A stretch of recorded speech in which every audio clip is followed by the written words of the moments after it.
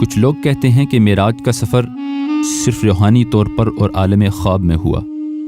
اور کچھ یہ بھی کہتے ہیں کہ آپ صلی اللہ علیہ وآلہ وسلم نے اپنے رب کا دیدار نہیں کیا۔ لیکن حقیقت کیا ہے؟ کیا یہ سفر روحانی تھا یا جسمانی تھا؟ معراج حالت نیند اور خواب میں ہوئی یا حالت بیداری میں؟ اور کیا اس سفر میں آپ صلی اللہ علیہ وآلہ وسلم نے اپنے رب کا دیدار کیا؟ طریقہ برہانیہ کے شیخ طریقت سید امام فخر الدین رضی اللہ عنہ نے قرآن و حدیث کی روشنی میں ان سوالات کے بہت خوبصورت جوابات ارشاد فرمائے ہیں۔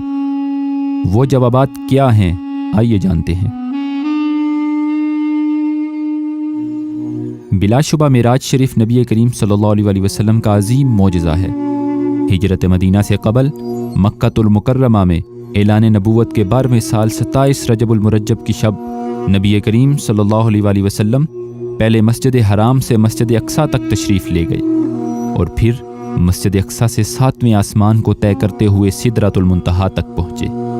اور پھر وہاں سے بھی آگے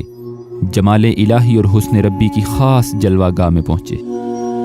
نبی کریم صلی اللہ علیہ وآلہ وسلم کی اس تمام مبارک سیر کو معراج کہا جاتا ہے۔ در حقیقت مسجد حرام سے مسجد اقصیٰ تک کا سفر اسراء ہے،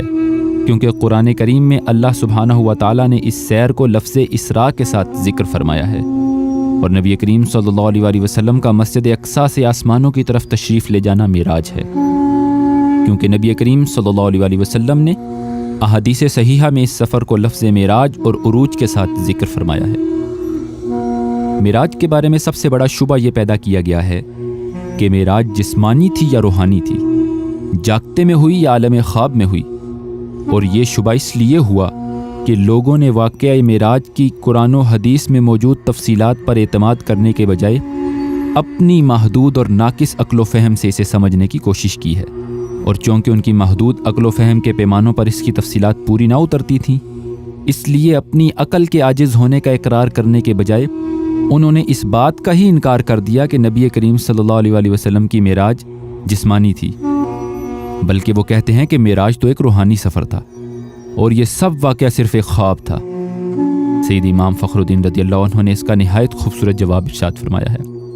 آپ فرماتے ہیں، یاد رہے معجزہ ہوتا ہی وہ ہے جو خلاف عادت ہو اور جسے عقل سے سمجھنا ممکن نہ ہو، یعنی جو عقل کو عاجز کر دے اسے ہی تو معجزہ کہتے ہیں، اور واقعہ معراج وہ عظیم ترین معجزہ ہے کہ اسے عقل سے سمجھنے کی ضد خود بے عقلی ہے۔ اگر معراج حالت خواب کا سفر ہوتا تو کفار و مشرکین مکہ اسے ماننے سے کبھی انکار نہ کرتے، کیونکہ خواب میں تو انسان کہیں بھی جا سکتا ہے اور اسے کچھ بھی نظر آ سکتا ہے، لہٰذا جھگڑے والی تو کوئی بات نہ ہوتی۔ ان کا انکار تو تھا ہی اس بنا پر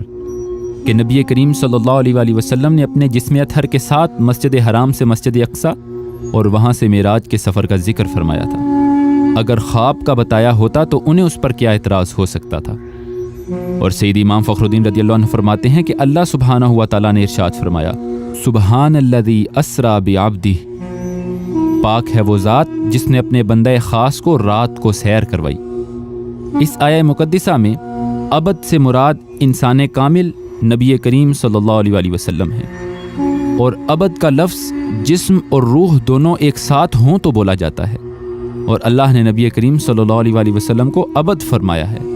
لہٰذا عبد کا لفظ اس پر واضح دلیل ہے کہ اسراء اور معراج روح مبارک اور جسم اطہر دونوں کے ساتھ ہوئی، اور جہاں تک صرف روح کے ساتھ معراج کی بات ہے وہ تو 30 سے زائد مرتبہ ہوئی۔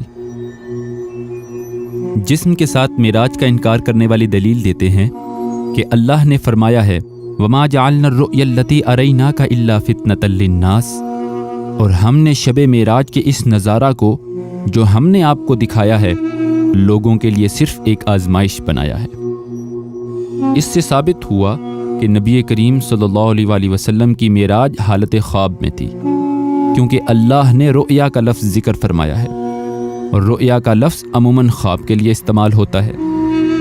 سید فخر الدین رضی اللہ عنہ اس کا جواب دیتے ہوئے فرماتے ہیں کہ اس بات میں کسی کو اختلاف نہیں کہ معراج اور اسراء ایک ہی رات کو ہوئی ہیں۔ اب اگر یہ کہا جائے کہ یہ سفر خواب کا سفر ہے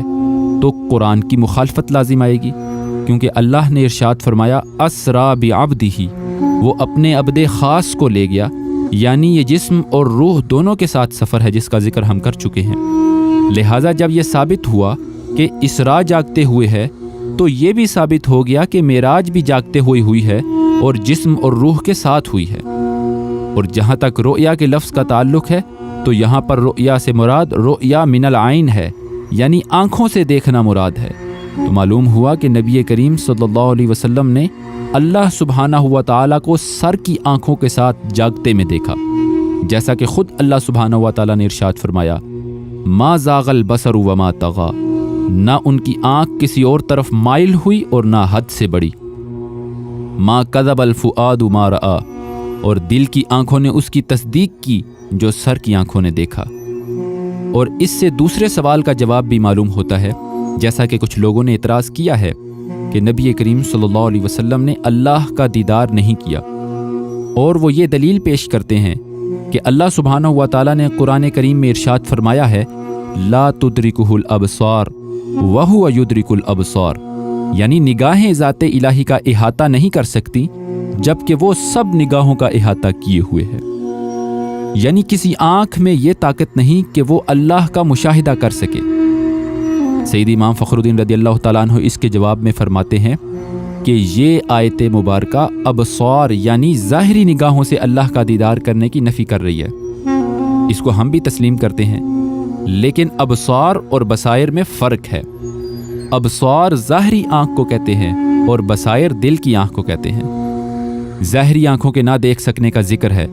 باطنی آنکھوں سے دیکھنے کی نفی نہیں ہے۔ لہٰذا معلوم ہوا کہ قلب کی نگاہیں تجلیات الہی کا مشاہدہ کر لیتی ہیں۔ اور جہاں تک تعلق ہے نبی کریم صلی اللہ علیہ وآلہ وسلم کی نگاہ بے مثال کا، تو آپ کی ظاہری نگاہ بھی کسی بھی قلبی نگاہ سے اعلیٰ اور زیادہ لطیف ہے۔ کامل عارفین جسے اپنی بصیرت یعنی باطنی نگاہ سے دیکھتے ہیں، نبی کریم صلی اللہ علیہ وسلم اسے اپنی بصارت یعنی سر کی آنکھوں سے دیکھ لیتے ہیں، کیونکہ آپ کا جسم مبارک تمام روحوں سے زیادہ صاف اور لطیف ہے۔ اسی لیے اللہ عز و جل نے فرمایا، لا تدرکہ الابصار، اللہ وہ ذات ہے جسے بصارتیں یعنی ظاہری آنکھیں نہیں دیکھ سکتی۔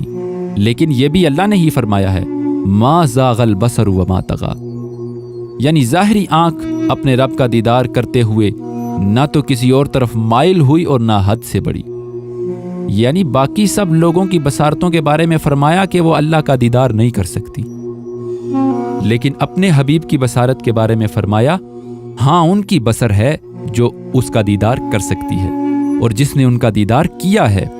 اسی وجہ سے جب مشرکین مکہ نے نبی کریم صلی اللہ علیہ وسلم کی معراج کا انکار کیا تو اللہ نے فرمایا، افتمارونہ علی ما یری، کیا تم ان سے اس بات پر جھگڑتے ہو جو انہوں نے دیکھا، یعنی اپنے رب کا دیدار کیا۔ وَلَقَدْ رَآهُ نَزْلَةً أُخْرَى، بے شک انہوں نے تو اپنے رب کو دوسری مرتبہ پھر دیکھا اور تم ایک بار دیکھنے پر ہی جھگڑ رہے ہو۔ ان آیات مقدسہ کا یہ معنی سیدنا ابن عباس، سیدنا ابو ذر غفاری، سیدنا کعب الاحبار، سیدنا اکرمہ تابعی، سیدنا الامام حسن البصری، سیدنا محمد بن کعب تابعی، سیدنا ابو العالیہ تابعی، سیدنا عطاء ابن ابی رباح، سیدنا امام احمد ابن حنبل اور سیدنا امام ابو الحسن اشعری رضی اللہ عنہم اور دیگر ائمہ کے اقوال کے مطابق ہے۔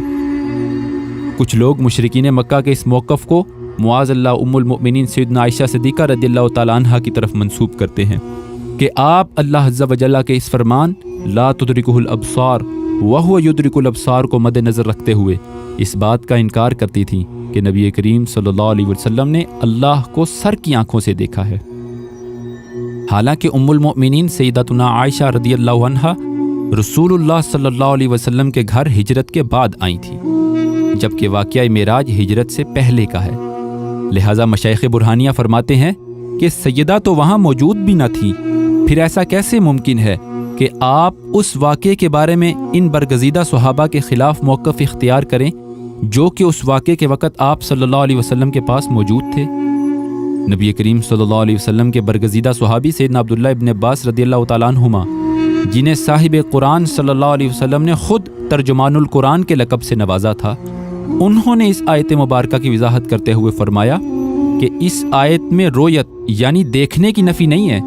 بلکہ ذاتی باری تعالیٰ کے ادراک یعنی احاطہ کرنے کی نفی کی گئی ہے۔ قرآن نے اللہ کے دیدار کی نفی نہیں فرمائی، بلکہ یہ فرمایا ہے کہ آنکھیں اللہ کا احاطہ نہیں کر سکتی، اور ظاہر ہے اللہ لامحدود ہے، جبکہ مخلوق محدود ہے۔ محدود لامحدود کا احاطہ کیسے کر سکتا ہے؟ احاطہ تو ممکن نہیں ہے۔ اور جہاں تک دیدار کا تعلق ہے تو اس کے بارے میں خود نبی کریم صلی اللہ علیہ وسلم نے فرمایا، رأیت ربی فی احسن صورت، میں نے اپنے رب کو نہایت ہی اچھی صورت میں دیکھا ہے۔ لہٰذا معلوم ہوا کہ نبی کریم صلی اللہ علیہ وسلم اپنے جسم اطہر کے ساتھ معراج پر تشریف لے گئے تھے، اور آپ صلی اللہ علیہ وسلم نے اپنے رب کا اپنی ظاہری آنکھوں سے دیدار کیا تھا۔ اللہ سبحانہ و تعالی ہمیں قرآن و حدیث کا صحیح فہم اور نبی کریم صلی اللہ علیہ وسلم کی سچی محبت اور قرب نصیب فرمائے، آمین۔